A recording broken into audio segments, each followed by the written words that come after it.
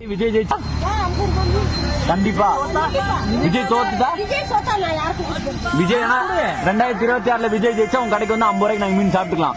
நிஜமா ஆளுக்கு 50 ரூபா என்ன போட்டு விஜய் ஜெயிச்சா அந்த பாட்டி 50 ரூபா மீன் கொடுத்து தோத்துருவான். ஸ்டாலின் ஓட்டு கிடையாது, கண்டிப்பா கிடையாது. உதயநிதி ஸ்டாலின் கிடையாது. எடப்பாடிக்கு பாட்டி நம்ம எப்பவுமே டிவிக்கு தான், தமிழக வெற்றி கழகம் தான், போடு விஜய் தான். தூக்கு போட்டு சாவு கிடைக்காது.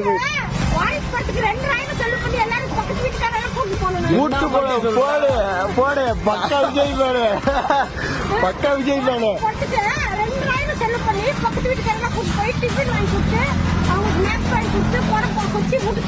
பாட்டி நீ விஜய் 2 ஆட்டம் கூட்டு போனீங்க நீங்க, ரைட்டு. இதுக்காக உங்க மனசுக்காகவே 2026 விஜய் வராரு. விஜய் வராரு. ஒருவேளை இந்த வீடியோ விஜய் பார்த்தாலும் நம்ம கடைக்கே வருவாரு. அப்படி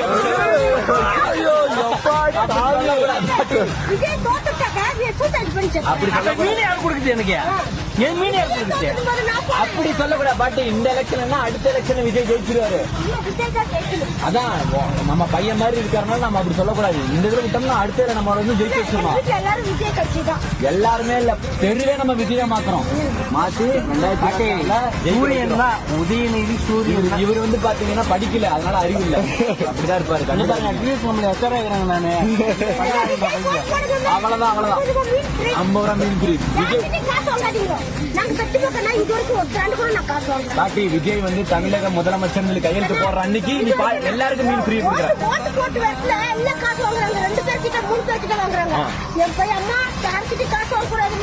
நான் என்ன சொல்றேன்னா, அது வந்து நம்ம காசு.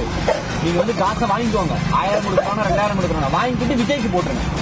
நம்ம வரி பணத்தை எடுத்துதான் நமக்கு தராங்க. 1000மோ 2000மோ வாங்கிக்கிட்டு விஜய்க்கு போட்டுருங்க. சரியா? நம்ம காசு தான். உங்க காசை எடுத்து நான் உங்களுக்கு கொடுக்குறேன். ஆமா,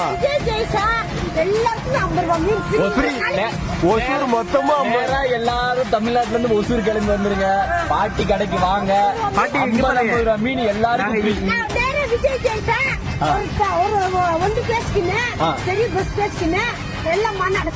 மாநாட்டுக்கு போறோம். இங்க பாருங்க, நாங்க இதெல்லாம் போட்டுருக்கோம் வீடியோ எல்லாம் குரூப். பாட்டி உனக்காக கிருஷ்ணகிரி வர தேதி வந்து சொல்லிருக்காரு. சனிக்கிழமை பாட்டி கிருஷ்ணகிரி வராரு.